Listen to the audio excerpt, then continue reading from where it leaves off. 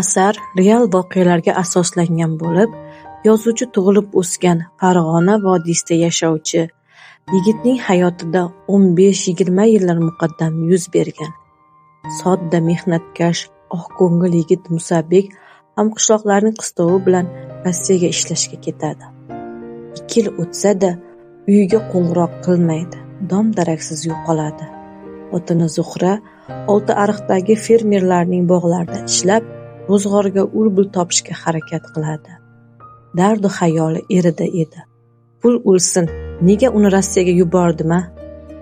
Shunday kunlarning birida uyiga xomush qaytayotganda uzoqdan o'g'li chopib kelayotganini ko'radi.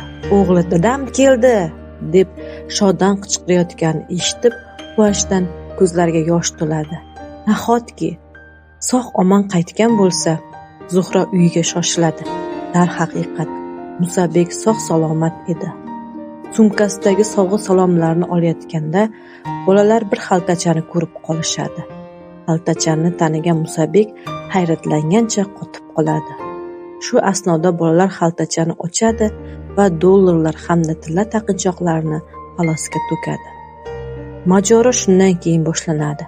Birovning haqqiga xiyonat qilmaydigan, halol, pok, sodda Musabekning sumkasiga qabrdan chiqqan xaltachani kim solib qo'ygan edi?